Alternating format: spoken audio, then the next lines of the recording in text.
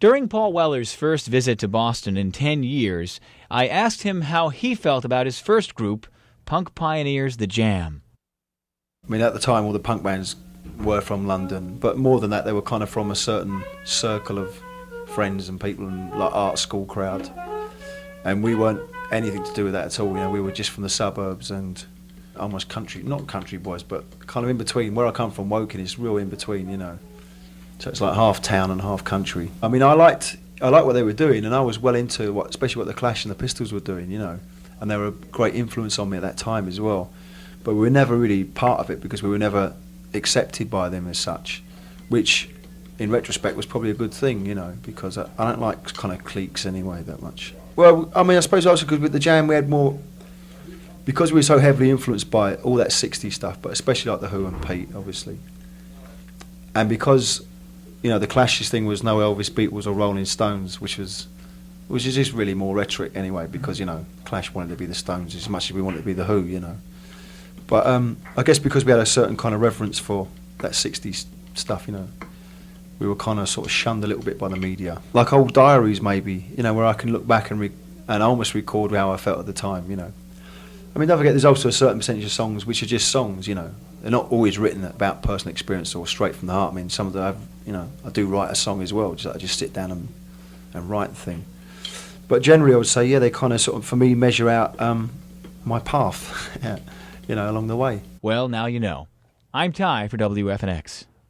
And you love the youth, the whole, you know, that was such a strong part of both the Jam and the Style Council, the youth thing. Yeah. And heroes like Steve Marriott, now he's gone, and so you can't really look back anymore. You've got to rest on your own thing. And I see that you're growing and you're reaching out to other things that you never would have even listened to or paid any attention to. It seems like in the Jam. Is that right? Yeah, you're right. Yeah, of course. Yeah, but I mean that's just part of the whole kind of development, you know.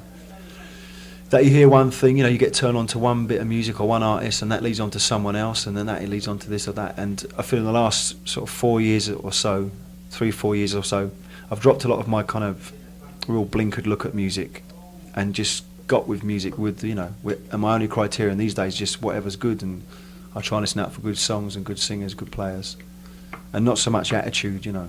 I really got caught up in all that stuff in the 80s, I think.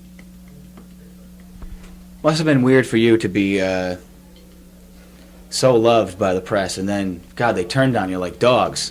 Yes and no, you know, I can't take it too seriously. And you know, Pete Townsend gave me a really good bit of advice around about 1977. He wrote to me once and he said, he was referring to, you know, he's involved with the Mia Baba religion and stuff, Sufi religion, and he was saying that the real temple to look out for is the enemy.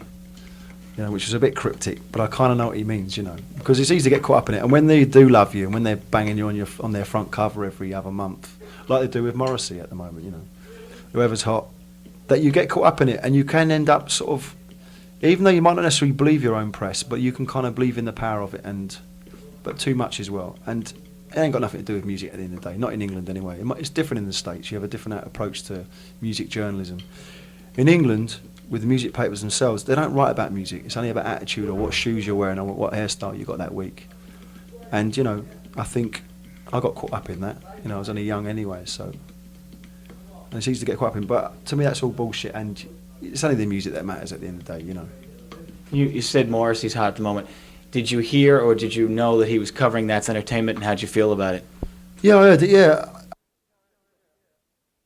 But, I mean, I'm always happy if anyone covers my songs, you know, it's quite a rare event.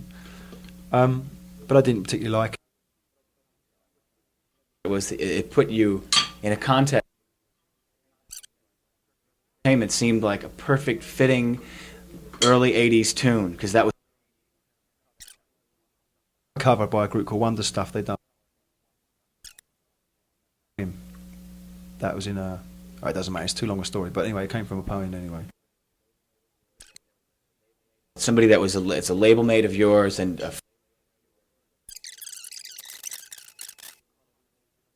we were kind of into, you know, what everybody else kind of thought.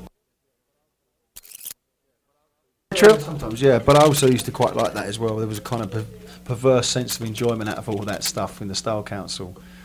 And basically the attitude with the Style Council was just, we were kind of anti-everything almost.